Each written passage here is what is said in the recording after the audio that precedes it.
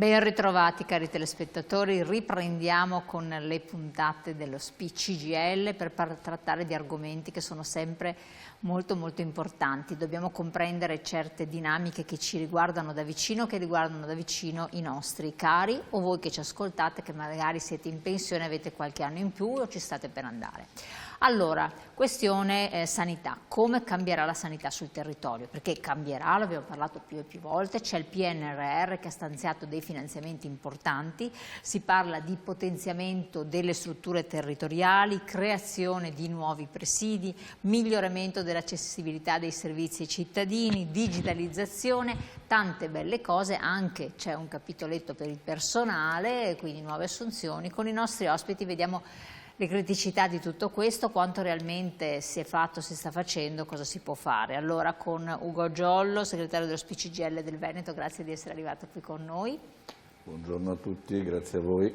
E poi Gino Ferraresso, ben ritrovato anche a Ferraresso, Dipartimento del Welfare CGIL del Veneto, grazie. Buongiorno, grazie. Allora, inquadriamo un po' la situazione in generale, segretaria Giollo, per capire come vedete questi cambiamenti e da quando dovrebbero esserci, perché i cittadini devono un po' familiarizzare, no, con queste novità. Sì, diciamo che questi cambiamenti per noi sarebbero particolarmente importanti, particolarmente rilevanti. Il PNRR è uno strumento fondamentale dal punto di vista economico perché evidentemente ha messo a disposizione del nostro Paese una serie di risorse assolutamente importanti e che vanno utilizzate evidentemente nella maniera migliore. Perché lo dico? Perché al di là di tante cose che si sono dette, ricordiamoci sempre che una parte di questo finanziamento è a fondo perduto, ma una parte importante è in realtà a debito e quindi quando si contrae un debito mi pare evidente che insomma, le risorse debbano essere utilizzate nella maniera migliore possibile. Dentro il progetto di PNRR, in particolare alla missione 6, erano previsti una serie di infrastrutture che dovevano cambiare il volto in particolare della sanità territoriale, su due aspetti in particolare che quando c'è stato il Covid abbiamo visto come particolarmente problematiche e che in realtà lo sono su tutti gli aspetti. La prima è la presa in carico delle persone nel momento in cui escono dall'ospedale e prima di tornare a casa dovrebbero avere un periodo in cui qualcuno si prende carico di loro per tutto il tema evidentemente della ripresa e dall'altro il tema di avere dei luoghi in cui poter accedere per una serie di situazioni, penso al tema della diagnostica, penso al tema della presa in carico e dei punti d'accesso e via di seguito, sul territorio e quindi da questo punto di vista il PNR prevedeva da un lato l'istituzione delle case della comunità e dall'altro diciamo, l'ampliamento degli ospedali di comunità che sono appunto due strutture di questo tipo. In Veneto, sulla base della programmazione, gli investimenti del PNRR prevedevano la realizzazione di 91 case della comunità, oltre alla realizzazione di ulteriori 30 ospedali di comunità. Tutti questi interventi, la cosa importante da dire è che dovrebbero concludersi entro il 2026, cioè l'anno prossimo. L'impressione è che siamo estremamente in ritardo rispetto a questo. Ecco, sono strutture fisiche, sono cioè immobili che devono essere costruiti da zero oppure si utilizzano anche strutture già esistenti e vengono riconvertiti, giusto? Sì.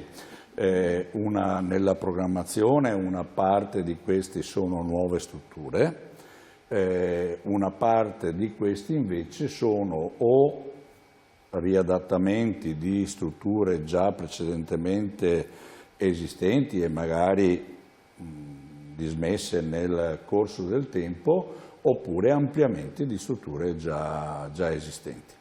Però sono numeri importanti, ci sono tanti gli ambiti dove dovrebbe articolarsi adesso la sanità. Abbiamo visto gli investimenti che sono significativi per realizzare case di comunità e anche gli ospedali di comunità, però per capire di che cosa si tratta, per esempio parliamo delle case di comunità, che cosa sono? Allora, andiamo con Gino Ferraresso. Sì, prima di entrare nel merito delle case comunità, io vorrei mettere in evidenza questa questione delle risorse economiche importanti. Allora, il PNRR prevede circa 200 miliardi di euro per vari investimenti. Per la salute, per la sanità, vengono previsti investimenti per circa 15 miliardi. Di questi 15 miliardi, circa 1 miliardo arriva al Veneto. Tanto per capire l'entità delle cifre, certo, che sono importanti. Sì, non è poca cosa. Non è poca cosa, perché l'ultimo bilancio approvato dal Consiglio dei Ministri ha previsto una manovra di 30 miliardi,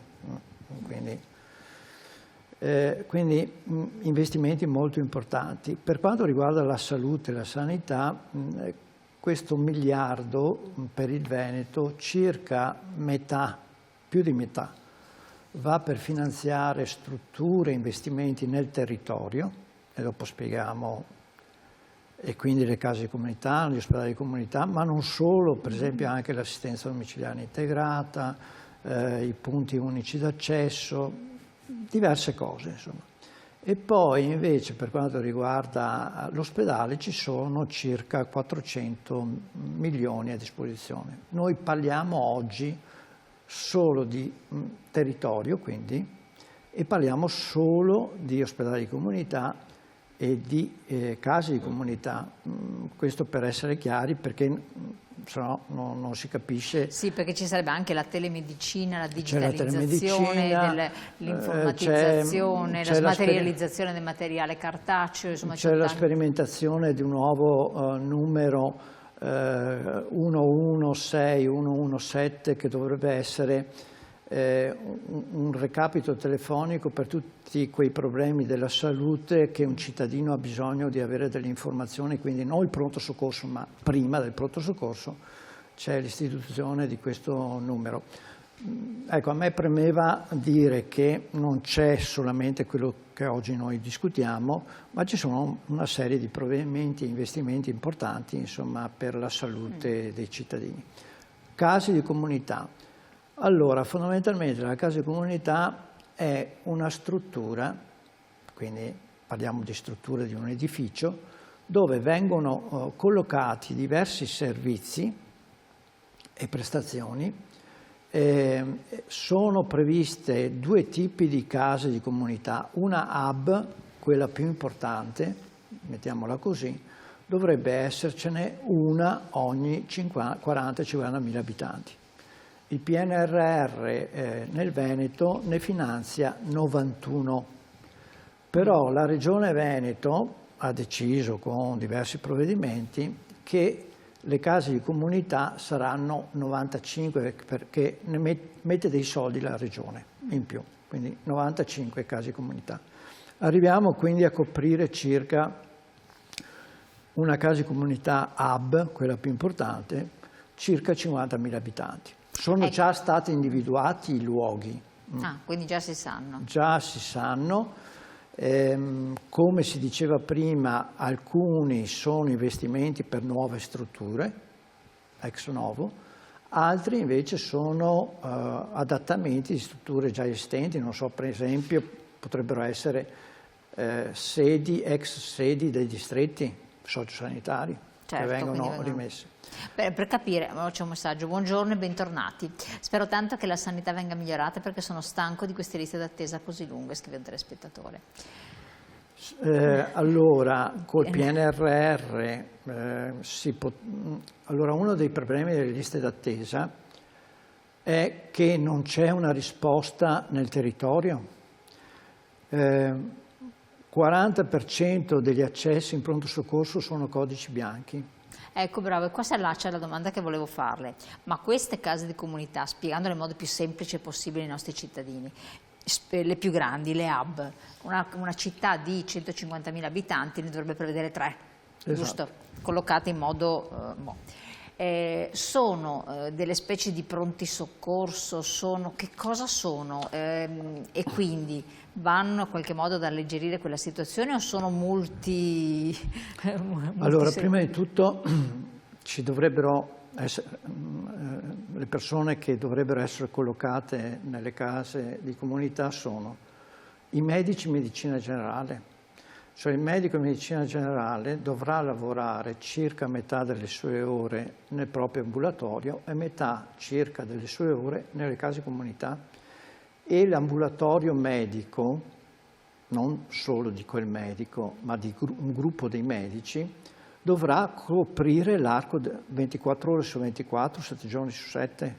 Quindi diciamo che uno potrà andare in questa casa di comunità e con un problema classico, il mal di pancia, codice bianco, non lo so che cosa può essere. Trova un medico di medicina generale, che non necessariamente è il proprio medico, certo, che però... il quale può dare già una prima risposta rispetto al problema che ha la persona, e quindi evitare poi anche il ricorso il PNRR prevede che i medici di medicina generale, come ho detto prima, questo servizio dovrebbe essere aperto 7 giorni su 7, 24 ore su 24. Certo, quindi, ma non sostituisce i pronto soccorsi, perché se uno invece ha il dito tranciato, il pronto soccorso resta, perfetto. Chiaro. L'altra casa di comunità si chiama SPOC. Sì.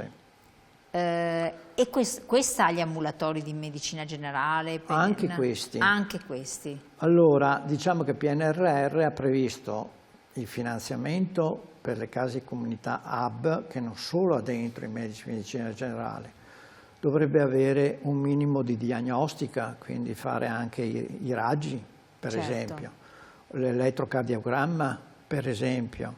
C'è l'infermiere di famiglia, quindi c'è anche tutta la parte eventualmente delle cure dedicate non dal medico ma dall'infermiere, che potrebbe fare l'infermiere.